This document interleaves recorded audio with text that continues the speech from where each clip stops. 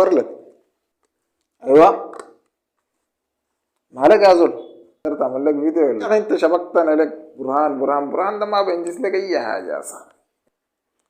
برهان ده ما برهان ده بل لك صاحبك ده خلاه بيمشي مكلوج. كرهتونا ليش ذاتي انتوا القحاطه.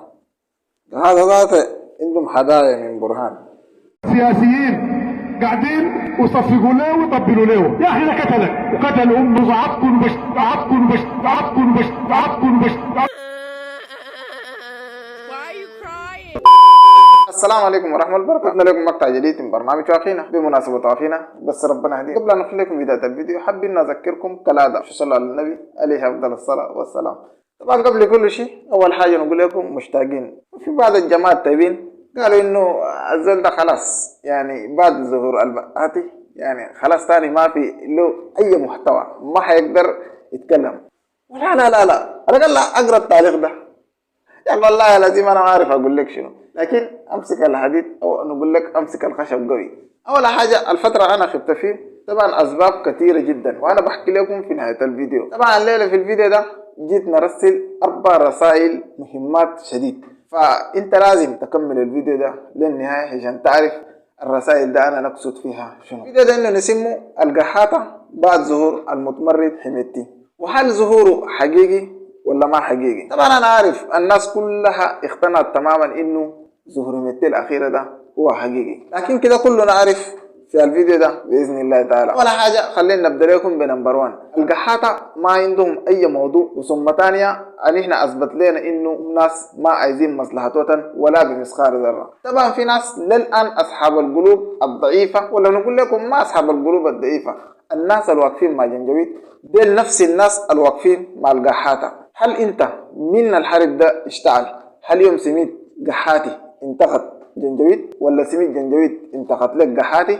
اكيد ما بتلقاه. يمكن هنا الرساله وصلت. نمبر 2. اول حاجه دار نقول لكم اقسم بالله العظيم الناس تواصل المقاومه الشعبيه. المقاومه الشعبيه دق قلوب الجنجويد والقحاطه خلاهم انه يتنازلوا. هم افتكروا انه بعد سقوط مدني يعني ده مكسب كبير لهم في المشهد السياسي، لكن للأسف الشديد هم نسوا تماما انه ده ما الموقف اللي بخلينا انه احنا بنستسلم او هم يحكمونا غصب عننا.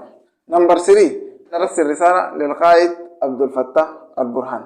انا دار اقول لك عليك الله لو تخاف الله، عليك الله ابعد نفسك من السياسة. وده السبب الكبير لفشل بتاع المؤسسة العسكرية انه ما يقضي على الجنجويد بأسرع وقت، بما انه المؤسسة العسكرية ما عنده علاقة تماما بالسياسة. واذا دخلت في السياسة او تنبجت في السياسة الموضوع ده اقسم بالله العظيم صدقوني ما بيمشي لقدام. وده السبب الرئيسي خلى انه الحرب ده يتأخر للفترة اللي هو اللي احنا قاعدين فيه ده، والمؤسسة العسكرية ما قدرت حسمت الموضوع ده بأسرع وقت. انتوا شايفين الفترة الأخيرة الدبات كلها بقوا يعني بطلوا كلام جوام، فعنينا الحاجة دي ما دارين نصل على بأي نوع الثمن. إن شاء الله هنا الرسالة يكون وصلت. الرسالة نمبر 4. أي زول مستني الرسالة نمبر 4. طبعا الرسالة الرقم 4 اللي هو عايزين نتكلم عن ظهور محمد حمدان دغلو المتمرد. السبب اللي خلاني انه انا ما حللت للموضوع ده سبب كثير جدا. اول حاجه كل الشعب السوداني طبعا صدق، وانت لو تساند للقوات المسلحه لانه ظهوره طلع بشكل واضح جدا وبتطور عميق جدا في المشهد اللي احنا شفناه في الفتره الاخيره. لكن الكلام البحير يا اخوانا السودان ده بيتعرض لاستفزاز كبير جدا. في يوم من الايام اي دوله استقبلت المتمرد ده بدينها الموضوع ده بدون اي شك بعد الدول استقبلته كرئيس للسودان. يا إلهي اخوانا انا ما اعرف نقول للقحاطه دي شنو. امسكوا الهديه دي الامه كزعبكم بالامه كزعبكم. بدأت تسالني بعد الحوار اللي انا لخبطت لك الان يا شفيق انت ما موقفك في ظهور حميدتي الاخير؟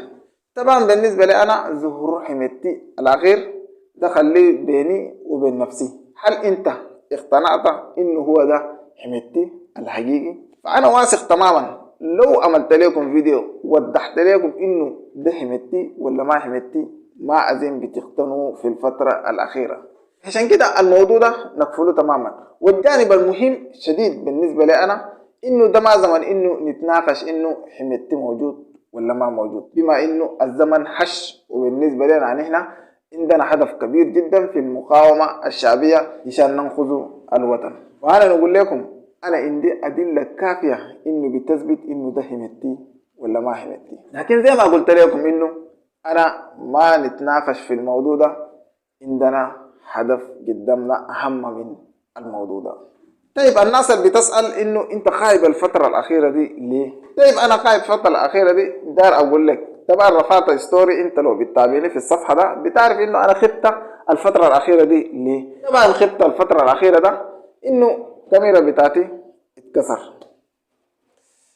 طبعا كشفوا اتكسر هنا، يعني هو اتكسر قبل فتره، يعني انا ما اتكلمت فيه انه كان شغال بتليفوني، فتليفوني ذاته ذاكرته بقى صغير وبقى بقلق وما اشبه ذلك. زي حسي انا كنت بنصور لكم الفيديو ده بتعب شديد جدا جدا لو تصدقوني، فالموضوع متعب والله بصراحه. فده نهايه الفيديو. اذا عجبك الفيديو فلا تنسى تعمل لنا لايك، تعمل سبسكرايب اذا تتابعني من الفيسبوك، تعمل متابعه للصفحه وتشير الفيديو لكي لا نستفيد. نقول لكم ورلت